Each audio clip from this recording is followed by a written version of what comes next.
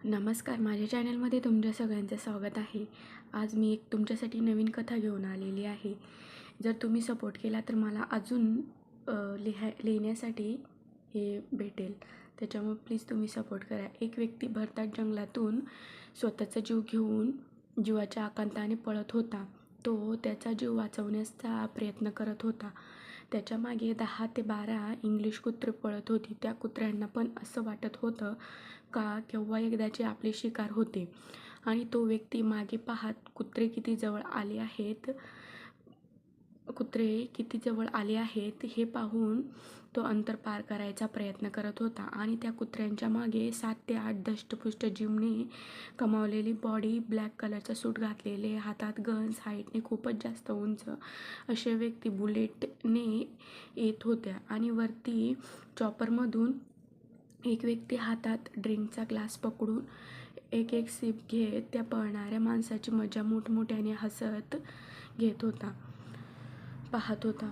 एक पॅग रिचवत बोलतोय, साला जतीन शहा, माझ्याशी गद्दारी केलीस, खूप महागात पडेल तुला. आणि सोबतच असलेल्या 2 रशियन गर्ल्स म्हणजे मॉडेल होत्या. त्यामधील एकीच्या गालावर आलेले केस मागे करत बोलतोय, माझ्याशी दुश्मनी करणे म्हणजे आजपर्यंत कोणाला पचले नाही. तू कोण आहेस जतीन शहा? तो खाली पळत असलेला माणूस जतीन शहा होता. चॉपरमधली ती व्यक्ती. हातातील ग्लास ठेवला आणि एक हातात गन घेऊन समोरच्या मॉडेलच्या उघड्या पोटावर बेंबीपाशी त्या गनची नळी ठेवत तिला त्याच्या मांडीवर बसायचा इशारा करतोय. आणि सोबतच चॉपरमध्ये जोरातच म्युझिक पण चालू होते. आणि सोबतच ती मॉडेल दुसरी मॉडेल ही त्याला ड्रिंक बनवत होती. जतीन शहा जवळजवळ 1 तासापासून पळत होता. आता ना त्याच्या पायात त्राण राहिला होता. तो खूप थकलेला होता. ते कुत्रे पण त्याला पकडून त्याच्यावर अटॅक करू शकत होते. 2 दिवसापासून लपत फिरत असल्यामुळे पोटात अन्न ना पाणी होते. खूप थकला होता तो आता. बराच वेळ पळाल्यानंतर शेवटी त्याने हात टेकवले, कारण त्याच्या डोळ्यासमोर अंधाऱ्या यायला लागल्या होत्या. काहीच वेळात पळता पळता तो धापकन खाली पडला. तसं वरती चॉपरमध्ये असलेली व्यक्तीच्या तोंडावर एक डेव्हिलवाली स्माईल येते. आणि वॉकीटॉकीने जोसेफला आणि डेव्हिडला वॉर्निंग करत त्या मॉडेलसोबत चाळे करत बोलतोय, त्या साल्याला हार्बर हेव्हनला घेऊन या बेसमेंटमध्ये. चला आता आपण ओळख करून घेऊयात. चॉपरमध्ये असलेली व्यक्ती तो म्हणजे आपल्या कथेचा हिरो.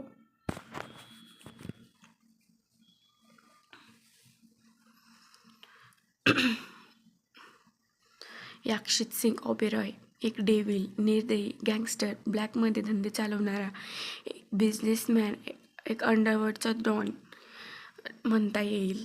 सगळी दुनिया त्याच्या इशाऱ्यावर नाचते असं सुद्धा म्हणता येईल. त्याच्या वाटेला आलेल्याला तो कधीच सोडत नसतो. म्हणजे जिवंत नाही सोडत.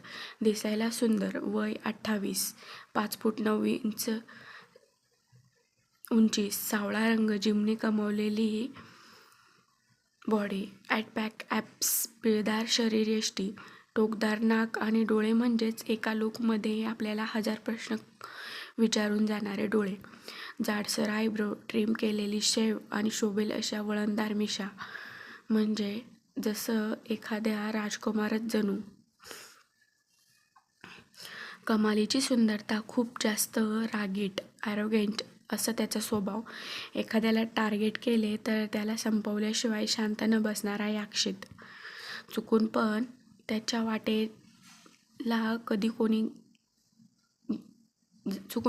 वाटेला कधी कोणी जात नव्हतं. जतीन शहा हा गेला तसा तो तर एकदम साधा माणूस, पण कुठेतरी नक्कीच त्याने माती खाल्ली असेल म्हणून त्याला ही शिक्षा भेटत होती. काहीच वेळात एका तळमजल्यात जिथे जायचा रस्ता हा कुणालाही माहीत नव्हता. फक्त ॲक्शिसच्या भरवशाच्या व्यक्तींना माहीत होता, ते म्हणजे जोसेफ, डेव्हिड आणि ऑस्टिन, त्याचा असिस्टंट ऑस्टिन. यांना सोडून कोणालाही माहीत नव्हते. आणि हा तळमजला त्याच्या प्रायव्हेट बंगलो, तो म्हणजे हार्बर हेवन. त्याचा अर्थ असा का तो समुद्राच्या काठी वसलेला होता, म्हणून त्याचे नाव हार्बर हेवन म्हणून दिले होते, म्हणजेच बंदरावरील स्वर्ग. कारण तो बंगलो त्याने स्पेशल समुद्रकाठी निवांत ठिकाणी बनवून घेतला होता.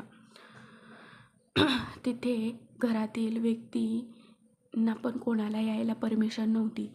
तिथे फक्त त्याचे काळे धंदे गेम वाजवायचे असले तर ते होत होते, म्हणून इथे कोणालाही परमिशन नव्हती. याक्षितला निवांत क्वालिटी टाईम स्पेंड करायचे असेल तर तो इथे येत होता. हप्त्यातून, असं नाही तर ऑबेरॉय मेन्शनमध्ये तिथून 10-12 किलोमीटर लांब होते. याक्षितला एक गँगस्टर, अय्याशी, डेव्हिल म्हटले तरी चालेल. काहीच वेळात ॲक्शित एका सोप्यावर पायावर पाय ठेवून बसला होता आणि गन सोबत चाळे करत होता.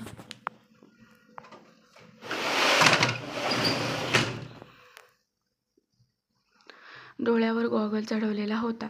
एका हातात सिगरेट जो त्याची झुरके घेत होता आणि समोर जतीनला एका चेअरवरती बांधून ठेवले होते. तो सध्या बेशुद्ध होता. जवळजवळ त्याचं वय 50च्या आसपास होता. तरी बापासारख्या व्यक्तीसोबत याक्षित असं का वागत होता? याक्षितने जोसेफला इशारा केला. तसे त्याने इशारा समजून शेजारीच असलेले पाण्याची बॉटल घेतली आणि जतीनच्या तोंडावर पाणी मारले.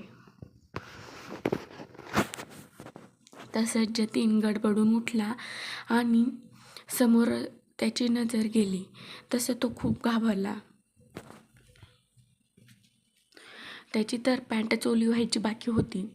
त्याने ॲक्शितला पाहिले तसं तो मोठमोठ्याने रडायला लागला आणि माफी मागायला लागला. प्लीज बॉस, परत नाही होणार, ही चूक परत नाही होणार माझ्याकडून. तो याक्षितसमोर हात जोडत जीवाची भीक मागत होता.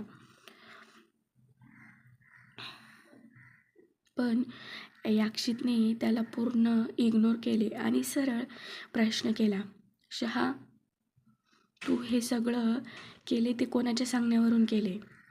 तसं जतीन घाबाने डबडबला, कारण त्याने जो उद्योग केले होते ते सगळे याक्षितला माहिती झाले होते.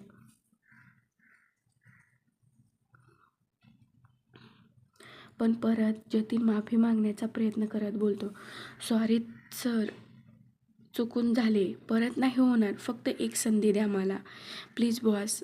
आत्ता ॲक्शितला पण बोर झाले होते. त्याने हात वरती करत आळस दिला तसं त्याच्या स्नायूंचा कडकडाट आवाज झाला आणि त्याने लगेच गन जतीनच्या कपाळावर ताणली आणि बोलला, शहा, फक्त आत्ता एक वेळा विचारणार, त्यावर सगळं सांगून मोकळे हो.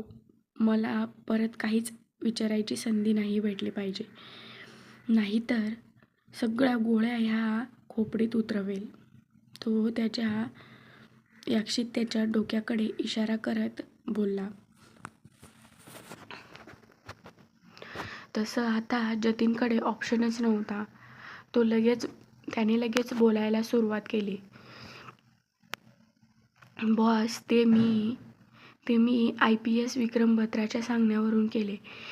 त्यांना तुमच्याबद्दल पुरावे पाहिजे होते आणि ते जे काही माल होतं त्यातून मी 25% माल काढून घेतला आणि त्यामध्ये भेसळ पण मीच केली होती. आज मी ते तुमच्या विरोधातील पुरावे घेऊन जाणारच होतो, पण जायच्या आधीच मी पकडलो गेलो. जतीन एका दमात सगळं काही बोलून गेला.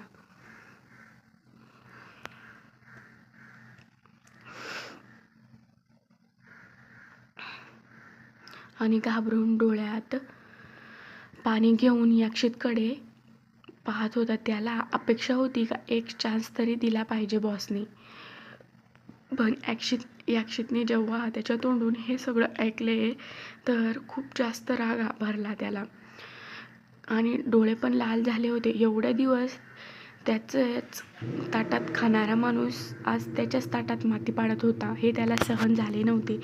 एकही सेकंद न घालवता काहीच वेळात गनमधील सगळ्या गोळ्या जतीनच्या डोक्यात उतरवल्या आणि त्याला मारत असताना काही रक्ताचे डाग त्याच्या शर्टवर उडाले होते. तो गरकन मागे वळला आणि चालता चालता अंगातील शर्ट काढून जोसेफकडे फेकला आणि गन डेव्हिडकडे फेकली आणि दोघांनाही वॉर्निंग करत बोलला, ह्या भॅनचे तुकडे करा आणि तळ्यात फेका. एकही पाठ सापडला नाही पाहिजे.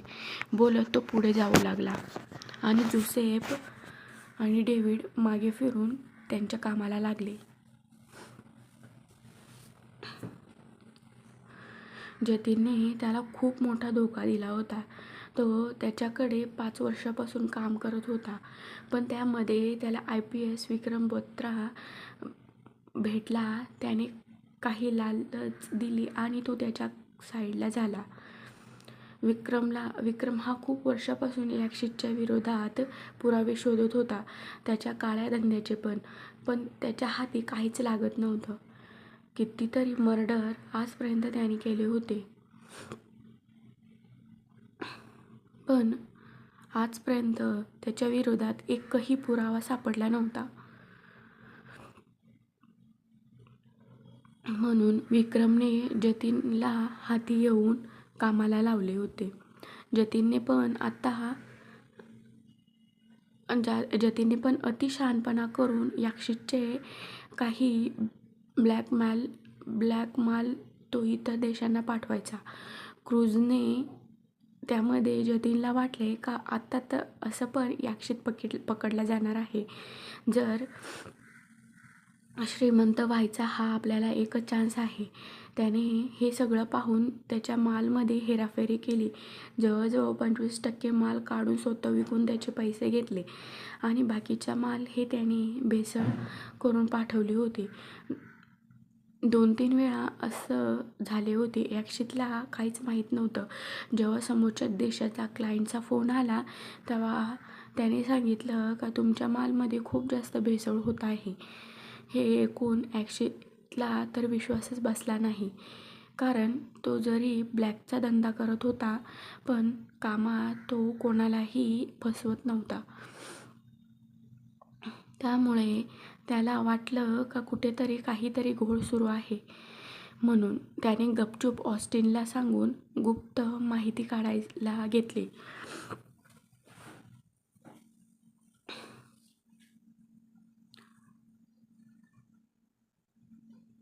ते डेव्हिड आणि जोसेफला सुद्धा माहिती नव्हतं.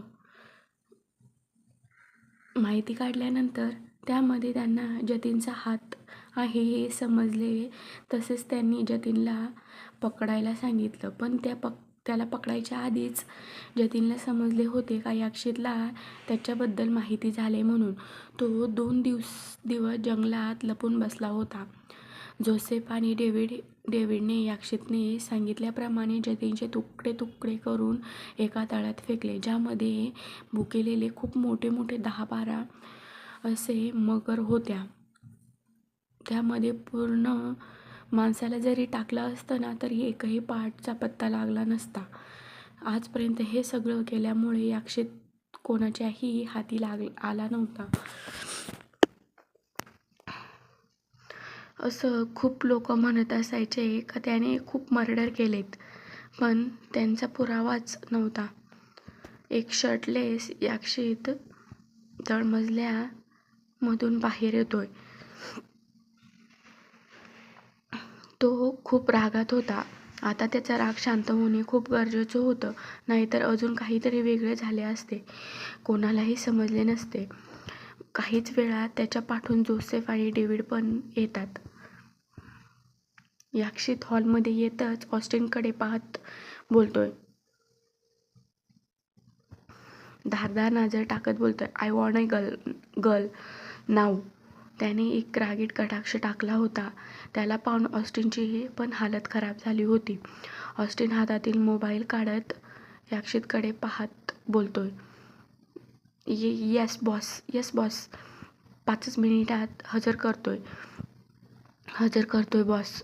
ऑस्टिनची पण याक्षितला बोलताना बोबडी वळाली होती. याक्षित त्याच्याकडे पाहत बोलतोय, आय वॉन्ट टू स्लीप. बोलत झपझप पावले टाकत याक्षित लिफ्टकडे जातोय. त्याने 5व्या मजल्याचे बटन प्रेस केले आणि लिफ्टमध्ये घुसला. मागून ऑस्टिन आणि जोसेफ डेव्हिड एकमेकांना पाहत बोलतात, अरे यार, बॉस खूप जास्त रागात आहेत. लवकर ॲडजस्ट करा, नाही तर सगळा राग आपल्यावर निघेल. डेव्हिड त्या दोघांना पाहत बोलतोय. जोसेफ ऑस्टिनला बोलतोय, लवकर कॉल कर. ऑस्टिन फोन घेतोय आणि डायरेक्ट नंबर डायल करतोय. त्यांना सवय होती. हा नंबर त्यांच्याकडे सेव्ह होता, कारण केव्हा पण त्यांना ह्या नंबरची गरज लागत होती. ऑस्टिनने फोन केला तसं तिकडून आवाज आला, ऑर्डर करा फक्त. ऑस्टिन बोलला, एक मुलगी. तसं ती व्यक्ती तिकडून हसतच बोलली, कशी हवी तुम्हाला? ऑस्टिन रागात बोलला, तुम्हाला माहीत नाही का आमची बॉसची डिमांड? आमचं बॉस कोणाचं उष्ट खात नाही. हे पाहून सर्व्हिस द्या. तसं तो व्यक्ती स्माईल करत होकार देत फोन कट करतोय.